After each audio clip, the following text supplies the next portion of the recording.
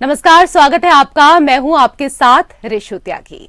MCD के अखाड़े में चले सियासी दंगल पर दिल्ली की जनता ने रविवार को फैसला सुना दिया है। लोगों ने हर पार्टियों के वादे गारंटी पर अपना फैसला ईवीएम में कैद कर दिया है। अब नतीजे 7 दिसंबर को आएंगे। 250 वार्डों में कुल 50.47% मतदान हुआ है, जो 2017 के मुकाबले लगभग 3% कम है, जिसके कई मायने निकाले जा रहे हैं। इससे पहले दिल्ली के निकाय चुनाव में 2017 में 53.55%, 2012 में 53.39% और 2007 में 43.24% मतदान हुआ था। इस बार पॉश इलाके में काफी कम वोटिंग होने की शिकायत आई है। आमतौर पर ऐसे इलाके बीजेपी माइंडेड माने जाते हैं, लेकिन विधानसभा चुनावों में इन इलाकों के वोटरों ने आम आदमी पार्टी का भी अच्छा खासा समर्थन किया था, जिससे सवाल ये भी उठ रहा है कि जितना नुकसान बीजेपी को हो रहा है, उतना ही नुकसान आम आदमी पार्टी को भी हो रहा है। कम वोटिंग प्रतिशत से किसे फायदा होगा, वह इस बात पर निर्भर करेगा कि किसने अपने वोटरों को ज्यादा बेहतर तरीके से पोलिंग बूथ तक पहुंचाया। बीजेपी 15 सालों से दिल्ली नगर निगम की सत्ता पर काबिज है, इसलिए उसके कोर वोटर में भी कामकाज को लेकर नाराजगी साफ नजर आई। कुल मिलाकर ऐसा माना जा रहा है कि बीजेपी को समर्थन देने वाले वोटर आम आदमी पार्टी को वोट करने में भी बहुत ज्यादा सहज नहीं थे और इसलिए उन्होंने वोट नहीं किया। दूसरी तरफ कयास ये भी लगाए जा रहे हैं कि आम आदमी पार्टी के 8 साल के शासन को लेकर भी लोग बहुत उत्साहित नहीं थे, इसलिए बीजेपी के वोटरों को वह अपनी तरफ खींच नहीं सके। उधर कमजोर पड़ी कांग्रेस की वजह से लोगों ने उसे भी सत्ता के विकल्प के तौर पर नहीं देखा। हालांकि कई सारी सीटों पर कांग्रेस ने अच्छी लड़ाई लड़ी है और वह दोनों पार्टियों का खेल कई सीटों पर बिगाड़ सकती है। ऐसा नहीं है कि कम वोटिंग प्रतिशत का नुकसान आम आदमी पार्टी को नहीं उठाना पड़ सकता है। जानकार बताते हैं कि कई सारे इलाकों में आम आदमी पार्टी के वॉलंटियर्स और कार्यकर्ता इसलिए निष्क्रिय थे क्योंकि टिकट का बंटवारा ठीक तरीके से नहीं किया गया था।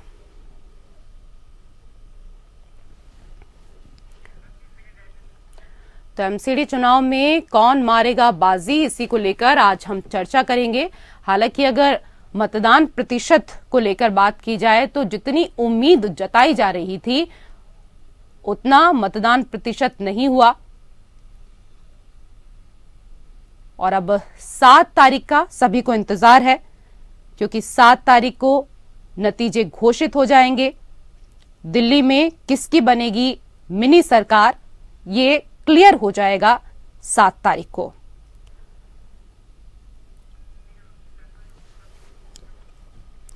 तो एमसीडी चुनाव में कौन मारेगा बाजी, इसी को लेकर हम चर्चा करेंगे और चर्चा करने के लिए 3 खास मेहमान इस वक्त हमारे साथ मौजूद हैं। हमारे साथ आर.के. मिश्रा जी, प्रवक्ता बीजेपी, जुड़ गए हैं। बहुत बहुत स्वागत सर आपका। हमारे साथ रमेश श्रीवास्तव जी, प्रवक्ता, आप जुड़ चुके हैं, आपका भी बहुत बहुत स्वागत। और इसके साथ ही हमारे साथ प्रखर दीक्षित जी, नेता कांग्रेस, जुड़ चुके हैं, आपका भी बहुत बहुत स्वागत। नगर निगम चुनाव के लिए हर मतदान में जो हम बात करें तो कहीं ना कहीं प्रतिशत काफी अच्छा रहता है, लेकिन अगर कल की यहां पर बात की जाए तो नगर निगम चुनाव के लिए हुए मतदान में 50% मतदाता शामिल ही नहीं हुए। लोगों ने निगम चुनाव को लेकर वैसी रुचि नहीं दिखाई या कोई और फैक्टर था? आप सबकी प्रतिक्रिया मैं इस पर लेना चाहूंगी। दीक्षित जी, शुरुआत आपसे।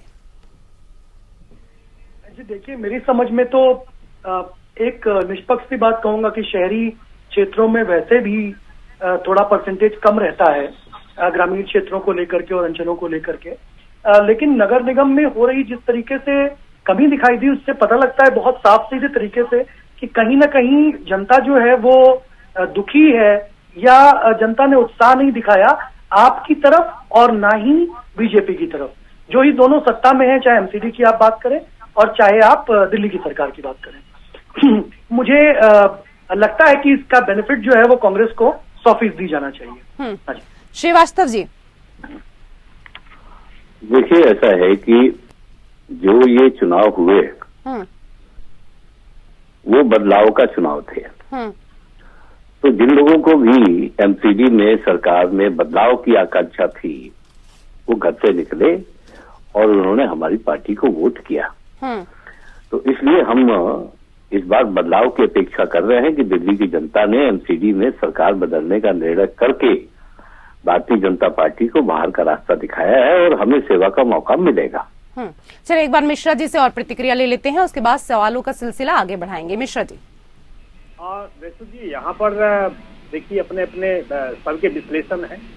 मैं किसी के विश्लेषण में ये नहीं कहूंगा जो कि थोपने वाली बात है, लेकिन मुझे लगता है जहाँ तक मेरा अनुभव है क्योंकि वोटिंग परसेंटेज जो 3% कम हुआ है, जो हम लोगों ने देखा है, जो कि हम लोग भी अनुमान लगा रहे थे, जो 53-54 के आसपास हमेशा से दिल्ली एमसीडी चुनाव में होते रहे। जैसे 2017 में देखेंगे, 2012 में देखेंगे, 2007 में जरूर कम हुआ था, लेकिन उसी के आसपास होता था। लेकिन 3% की अगर बात करेंगे जैसे कम वोटिंग हुई, उसमें मैं देखा है, जो कि मैं अपने एरिया की ही बात कर रहा हूँ, जो एक गली है, उस गली में मुझे लगता है जो कोर वोटर बीजेपी के थे वो कम से कम ऐसे 20 सदस्य थे जो अनुपस्थित थे। खास करके उनके यहाँ शादी थी और वो गांव चले गए।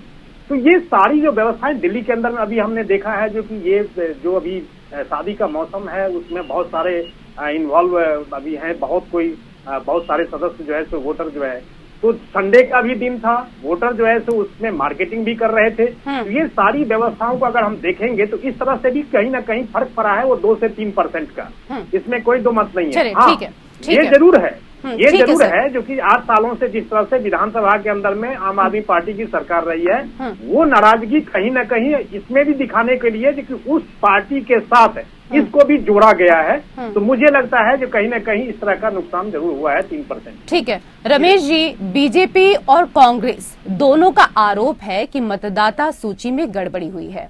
नगर निगम चुनाव दिल्ली राज्य चुनाव आयोग की जिम्मेदारी है, इसलिए आपकी इस पर जवाबदेही तो बनती है। जवाबदेही नहीं बनती है मैडम। ये जो दोनों हमारे प्रवक्ता भाई बैठे हुए हैं, इनके संज्ञान में सिर्फ एक छोटी सी बात लाना चाहता हूँ। कल ही राज्य चुनाव आयोग ने इस पर अपना स्पष्टीकरण दिया है कि जो मतदाता सूची है वो केंद्रीय चुनाव आयोग से जो उन्हें प्राप्त हुई है उसी के आधार पर चुनाव करवाए जा रहे हैं। तो ये राज्य सरकार की जवाबदेही इसमें तो बनती ही नहीं है, इस पर स्पष्टीकरण दिया जा चुका है। अच्छा, तो मतलब नगर निगम चुनाव जो है वो दिल्ली राज्य चुनाव आयोग की जिम्मेदारी नहीं है, इससे आप किनारा कर रहे हैं। मैडम स्पष्ट कर दूं, चुनाव कराने की जिम्मेदारी तो राज्य चुनाव आयोग की है, इसमें कहीं कोई दो राय नहीं है। परंतु मतदाता सूची उन्होंने कल ही कहा है कि मतदाता सूची उन्हें वो प्राप्त हुई है जो केंद्रीय चुनाव आयोग ने उन्हें मुहैया कराई है। तो मतदाता सूची इसका जवाब मिश्रा जी से ले लेते हैं। मिश्रा जी। और देखिए रेशु जी, यहाँ पर जो सेक्शन 20, 21 और 22 की बात जहाँ तक है, जिसमें नाम हटाया जो जोड़ा जाता है, उसमें जैसे राज्य चुनाव आयोग का जैसे स्पष्टीकरण कह रहे हैं, अभी श्रीवास्तव जी कह रहे हैं, उनका सफाई जरूर आया है, उनकी स्पष्टीकरण आई है, लेकिन इसमें कहीं ना कहीं राज्य सरकार को भी सुनिश्चित करना पड़ेगा, क्योंकि अपनी वो जिम्मेदारी से भाग नहीं सकते। आज हमने देखा है जो कि बहुत सारे, मैं खुद अपनी बात कर रहा हूँ, मैंने जो सीरियल नंबर मेरा था पहले, वही सीरियल नंबर लेकर के जब मैं मतदाता केंद्र पर पहुंचा तो वहां पर मेरा सीरियल नंबर कुछ और हो गया था। तो मुझे लगता है कहीं न कहीं राज्य सरकार को सुनिश्चित करना चाहिए कि वोटर को किसी तरह की कोई दिक्कत ना हो, लेकिन राज्य सरकार ने इस चीज को सुनिश्चित नहीं किया। और ये केवल यही चीज कह देना, जबकि राज्य चुनाव आयोग का ये काम नहीं है हटाना या जोड़ना, ये केंद्रीय चुनाव आयोग अपनी जिम्मेदारी से भाग नहीं सकते। जो दिक्कतें हुई है वोटरों को, इसको सुनिश्चित करना, कोई दिक्कत ना हो, इसके लिए सुनिश्चित जो है सो राज्य सरकार को करनी होती है। ठीक है। थोड़ा दीक्षित जी, आपके तो प्रदेश अध्यक्ष का नाम ही मतदाता लिस्ट से गायब था। आपने निगम चुनाव लड़ने के लिए बड़ी ताकत बटोरी थी, परिणामों को लेकर आपको क्या कुछ उम्मीद है? जी, हम लोग, मैं पहले एक जो हमारे भाजपा के मित्र हैं उनसे कहूंगा कि देखिए, जब चुनाव की अधिसूचना जारी होती है तो इलेक्शन कमीशन जो है राज्य से अधिकारियों की सूची मांगता है जो काम करेंगे। और ये हमारे आपके बंधु सही कह रहे हैं कि इलेक्शन सूची कंपाइल जो करी जाती है वो इलेक्शन कमीशन, केंद्रीय इलेक्शन कमीशन के आदेश पे करी जाती है और राज्य इलेक्शन कमीशन करता है। लेकिन राज्य इलेक्शन कमीशन में भी जो राज्य की भूमिका है वो केवल और केवल अधिकारियों की नियुक्ति तक सीमित है, उसके अलावा उसका कोई और काम नहीं है।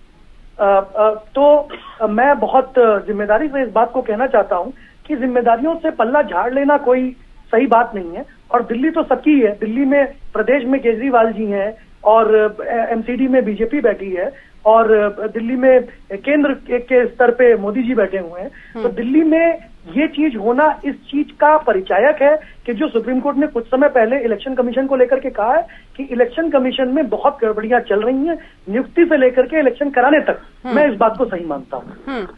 बिल्कुल, लेकिन जो सवाल यहाँ पर था उसका आपने जवाब नहीं दिया। मैंने आपसे सवाल किया कि आपके प्रदेश अध्यक्ष का नाम ही मतदाता लिस्ट से गायब हो गया। आपने निगम चुनाव लड़ने के लिए बड़ी ताकत बटोरी थी, परिणामों को लेकर आपको क्या उम्मीद है? आप बीजेपी और आम आदमी पार्टी के परिणामों को लेकर तो बात करने लगे, अपने बारे में नहीं बता रहे हैं दीक्षित जी। मैं बहुत जिम्मेदारी के साथ ये कहना चाहता हूँ कि हम बहुत आश्वस्त हैं कि हमारा वोट परसेंट बढ़ेगा, हमारी सीटों की संख्या बढ़ेगी और हम हो सकता है संभावित, ये कहना इस समय गलत भी हो सकता है कि हम दिल्ली का मेयर भी बनाने की स्थिति में आ सकते हैं। दिल्ली का मेयर बनाने की स्थिति में आप आ सकते हैं, कांग्रेस का ये कहना है। मिश्रा जी, निगम चुनाव को लेकर जिस तरह से आप लोगों ने मेहनत की है, जनता में उसे लेकर एक उदासीनता देखने को मिली, इसके बावजूद आपका परिणामों को लेकर क्या कुछ आकलन है और क्यों? देखिए रेशु जी, देखिए मैं आश्वस्त हूँ, ऐसा नहीं है जो कि मैं आश्वस्त नहीं हूँ, बिल्कुल आश्वस्त हूँ। हालांकि 7 तारीख को अभी कोई मैं वादा करना या किसी भी तरह की जो बात है वो तरीके से अपनी बात रखने का सबको हक है।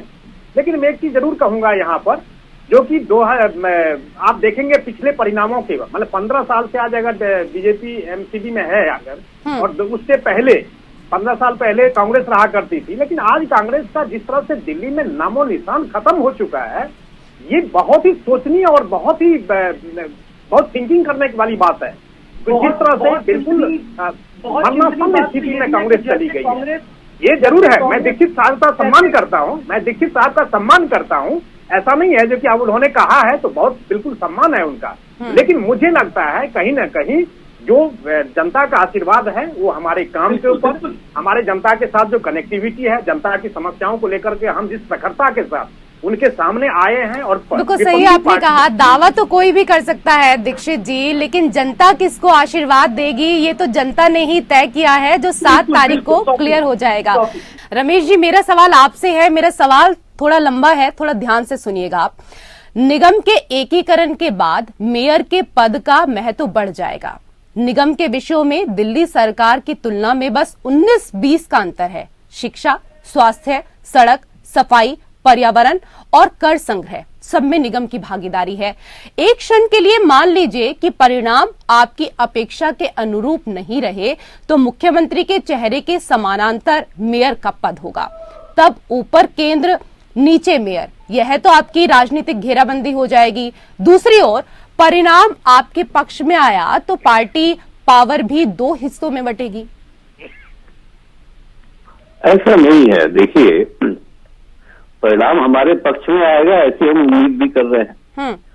उस अवस्था में क्या होगा कि जो एमसीडी में टांग अड़ाने वाले लोग बैठे हुए थे, गैर जिम्मेदार लोग बैठे हुए थे, और इसको हमने अपनी जनसभाओं में भी कहा है, स्पष्ट रूप से कहा है कि केजरीवाल की सरकार, केजरीवाल का पार्षद, और अगर दूसरी पार्टी का पार्षद हुआ तो वो राज्य सरकार के कामों में टांग अड़ाएगा और आपके काम नहीं होने देगा। तो ये जो टांग अड़ाने वाली पॉलिटिक्स थी, अब ये समझिए कि दोहरे विकास की तरफ बढ़ सकती है अगर आम आदमी पार्टी की सरकार निगम में भी हुई तो। कामों में स्मूथनेस आएगी, आसानी होगी और लोगों के काम जिम्मेदारी से होंगे। अगर विपरीत, जैसा कि होना नहीं है, जैसा कि मैं भाजपा के प्रवक्ता की बात से भी समझ पा रहा हूं कि जैसे आपने अपने शुरू में पैकेज में कहा कि 5 इलाकों में जहां बीजेपी के वोटर ज्यादा है वहां उदासीनता दिखी, तो वो उदासीनता क्यों दिखी मैडम? मान लीजिए वो एकदम कमिटेड वोटर है ना, सपोज मान लीजिए वो कमिटेड वोटर है, तो उन्होंने भी तो देखा 15 साल में इन भाजपा के पार्षदों ने दिल्ली का क्या हाल बना के रख दिया। तो उन्होंने कहा ठीक है कि हम कमिटेड है तो हम किसी और को नहीं देंगे, तो हम घर से भी बाहर नहीं निकलेंगे। तो ये भाजपा की हार का ही तो संकेत है। तो अगर दोनों में हमारी सरकार होगी तो काम और अच्छे से होगा, आसानी से होगा। दोनों जवाब देना चाहते हैं इस पे, मिश्रा जी भी और दीक्षित जी भी। पहले मैं दीक्षित जी को मौका देती हूँ। रेशु जी, ये सुनते सुनते मेरे कान से तो खून आने लगा है कि इनको काम नहीं करने दिया जा रहा। एक तरफ तो कहते हैं इनको काम नहीं करने दिया जाता, दूसरी तरफ इनके मुख्यमंत्री 800 करोड़ रुपए खर्च कर देते हैं केवल अपने कामों के प्रचार पे, दिल्ली जैसे छोटे से प्रदेश पे। नंबर 1। नंबर 2 बात, अगर 15 साल से एमसीडी में मिश्रा जी की पार्टी बीजेपी है, तो मैं बहुत मतलब शीला जी ने लगभग 8 साल से केजरीवाल जी की सत्ता है, उससे पहले तो शीला जी की सत्ता थी। शीला जी ये कहती थी कि मैं किस तरीके से सरकार चलाती हूँ मेरा दिल जानता है। एमसीडी से भी कोऑर्डिनेट करती थी और केंद्र सरकार से भी कोऑर्डिनेट करती थी। तब केजरीवाल जी 1000 पन्नों की फाइल लेकर के घूमते थे और उस दिवंगत महिला सीनियर लीडर हमारी शीला दीक्षित जी को कहते थे कि ये नेता मक्कार है, ये नेता झूठी है, इस नेता के ऊपर मैं मुकदमा करूंगा, फला करूंगा। ना तो मुकदमा हुआ, ना कोई जेल गया। आप देख ही रही हैं, दोनों पार्टियां आपस में भिड़ करके केवल दिल्ली का बेड़ा गर्क कर रही हैं। जो दिल्ली में रह रहा है वो हर आदमी शीला दीक्षित को, मतलब दोनों पार्टियां आपस में लड़ रही हैं, आप लड़ाई में कहीं है ही नहीं। मिश्रा जी, नहीं, हम तो काम करके किनारे बैठे हुए तमाशा देख रहे हैं, घर फूक के तमाशा देखने वाले। आपने कहा अभी बिल्कुल सही बात है। दिवंगत शीला जी की उस समय में भी एमसीडी था और उस समय में जो है उनकी राज्य सरकार में उनका शासन था। कोऑर्डिनेशन बहुत बेहतर था, एमसीडी काम कर रही थी, ऐसा नहीं था जो कि नहीं काम कर रही थी। आज जब काम करने की जब इच्छा ना हो ना, तो आप कभी कभी डाल कभी पात आप जाते हैं। केजरीवाल साहब का बिल्कुल मंशा ही नहीं है जो कि हम इस दिल्ली को बेहतर बनाने की कोशिश करें। आज अगर मान लीजिए एमसीडी का तो अब तो कोई दिक्कत ही नहीं है, अब तो सीधा केंद्र सरकार से फंड आएगा। अब इनको केंद्र सरकार से फंड होगी तो एमसीडी का तो बेहतरी निश्चित ही है, इसमें तो कोई तो मत नहीं है। और किसने किया ये? तो भाजपा ने किया। तो मंशा जब आपकी स्पष्ट नहीं होती है, जब आप भ्रमित काम नहीं करते, तो ऐसी स्थिति उत्पन्न होती है। मैंने बिल्कुल दीक्षित साहब ने कहा जो कि हमारी सरकार थी उस समय में भी एमसीडी था और सब बहुत अच्छे कोऑर्डिनेशन, राज्यपाल से भी उनका बहुत अच्छा कनेक्टिविटी था। मैं उनका प्रशंसा कर रहा हूँ, इसमें कोई दो मत नहीं है। लेकिन आम आदमी पार्टी की सरकार जब से बनी है 8 साल के अंदर में, ये कहते हैं अगर हमको सीधी अंगुली से घी नहीं निकलेगा तो हम अंगुली टेढ़ी करेंगे, ये इनके मुख्यमंत्री कहते हैं। मतलब आश्चर्य है, ये संविधान है, ये लोकतंत्र है, ये प्रजातंत्र है, ये है क्या? मैं समझ में ही नहीं आ रहा। दिल्ली के बेड़ा गर्क करने वाले आम आदमी पार्टी की जो सरकार है, मुझे लगता है जनता त्रस्त हो चुकी है और इनको मौका देने वाली नहीं है 2007 तारीख को। चलिए ठीक है। अभी आपने दीक्षित जी, यहाँ शीला दीक्षित जी को लेकर बात की, तो सवाल आप ही से है कि जब शीला जी दिल्ली के राजनीति के पर्याय थी तब उनकी भी बड़ी इच्छा थी कि निगम पूरी तरह से उनके नियंत्रण में आए। इसके लिए उन्होंने निगम को 3 हिस्सों में भी बांटा था। तब केंद्र में भी आपकी सत्ता थी, इसके बावजूद आप सफल नहीं रहे। अब केंद्र और राज्य दोनों स्थानों पर आपकी हालत किसी से छुपी हुई नहीं है, फिर किस उम्मीद के सहारे आप मैदान में हैं? जी, हम इस दो उम्मीदों के सहारे मैदान में हैं और तब तक डटे रहेंगे जब तक दिल्ली की दुर्दशा होती रहेगी। नंबर 1 बात तो दिल्ली की दुर्दशा है, दिल्ली के लोगों की दुर्दशा है। और नंबर 2 बात हमारे किए गए काम है। हमारे बनाए हुए फ्लाईओवर, हमारे बनाए हुए रास्ते अभी तक टिके हुए हैं। उसके बाद के बनाए हुए रास्ते, आप चाहे बंदा बहादुर देख लें, चाहे आप मल्टीपल हाईवे देख लें, सड़कें देख लें, इससे खराब स्थिति दिल्ली में 25 साल से मैं स्वयं रह रहा हूं, मैंने दिल्ली की नहीं देखी। शीला जी के आने के पहले इससे खराब इतनी स्थिति थी और अब इतनी खराब स्थिति देख रहा हूं। चाहे आप प्रदूषण ले लें, चाहे आप कूड़ा उठाना ले लें, चाहे आप ट्रैफिक जैम ले लें, एक स्थिति ऐसी नहीं है जो दिल्ली को आप विश्व स्तरीय शहर कह सकें। दिल्ली को ये क्या बनाने आए थे और इन्होंने कूड़ा बना के रखा। तो आप स्थिति को बदलने के लिए फिर से क्यों नहीं आते हैं? क्यों मंथन आपने नहीं किया? हम कांग्रेस, रेशु जी, कांग्रेस के पास 600 करोड़ और 700 करोड़ रुपए तो नहीं है खर्चा करने के लिए इस समय, लेकिन हाँ ये निश्चित है कि कांग्रेस जमीन पे है और समय के साथ जनता कांग्रेस को चुनेगी। आप दोनों ही लोगों ने कहा, तीनों ही लोगों ने कहा कि जनता जो है जब जुड़ती है तो वोट देती है और जनता जनार्दन है, वोट देगी तो पैसों से तो नहीं जुड़ती है ना। आप कह रहे हैं कि करोड़ों रुपया नहीं है, तो पैसों से तो जनता नहीं जुड़ती है। जो रेशु जी, जो दिखता है वो बिकता है, ये तो मेरी समझ में आप सभी लोग मानेंगे। और दिख तो इस समय केजरीवाल जी दिखते हैं और मोदी जी दिखते हैं और जिन स्टेट्स में मतलब तो जब आप सरकार में थे तब ऐसा आपने भी किया होगा। फिर इसका मतलब तो ये है ना जिस तरह की बातें आप कर रहे हैं। बहरहाल मिश्रा जी, मिश्रा जी, निगम में आपकी सरकार रही, उसके बावजूद जो आपकी समस्याएं थी वो दिल्ली सरकार के असहयोग को लेकर थी, जैसे कि कथित तौर पर वह फंड नहीं देते। ऐसे में बीजेपी की सरकार बन भी जाए तो इन समस्याओं का तो कोई समाधान होना नहीं है, वो समस्याएं तो जस की तस बनी रहेंगी आपकी। नहीं, बिल्कुल नहीं बनी रहेगी। आज अगर हर एक चीज फंड से अगर हम जोड़ते हैं, जो दिल्ली के एमसीडी के अंदर में जो विकास होना चाहिए, जो मूलभूत विकास होनी चाहिए, वो किस आधार पर हो, तो फंड जब नहीं रहेगा, राज्य सरकार, देखिए दिल्ली के अंदर में 12.5% टैक्स जो है तो संवैधानिक तौर पर दिल्ली सरकार को नगर निगम को देनी होती है। ये हम लोगों को स्पष्टता के साथ समझ लेना चाहिए। और 12.5% और जिस टैक्स के पैसे हैं, जब आप देंगे ही नहीं तो निगम कहां से अपने आप को विकास करेगा। आज हम देख रहे हैं कूड़े का ढेर है या कहीं पे भी आज 44 ट्रॉमल मशीनें लगाई गई है नगर निगम के अपने फंड से। जब आप फंड नहीं देंगे तो इस तरह के कूड़े के पहाड़ कहां से सही हो जाएंगे। फिर भी नगर निगम ने एक टारगेट के तहत 2024 मार्च 2024 तक इसको खत्म करने का ये बीड़ा उठा रखा है। और निश्चित तौर पर आप देखेंगे जो कि इस तरह की स्थिति फिर से दोबारा नहीं आएगी। एनजीटी ने 900 करोड़ का फाइन लगा करके दिल्ली सरकार को चेताया है इनको, जो कि आप देखिए आपकी जो प्रशासनिक व्यवस्थाएं हैं बिल्कुल तार हो चुकी है। आप इसको सुदृढ़ करिए, आपके ऊपर में फाइन लगाया जा रहा है। ये सब सारी व्यवस्थाओं को देखना पड़ेगा। अब फंड की कहीं पे भी दिक्कत नहीं है, केंद्र से सीधा फंड आएगा, निगम का विकास सुनिश्चित है। चलिए, बहुत बहुत शुक्रिया आप तीनों मेहमानों का हमारे साथ इस चर्चा में जुड़ने के लिए। और इसी के साथ खास कार्यक्रम में फिलहाल इतना ही। नमस्कार।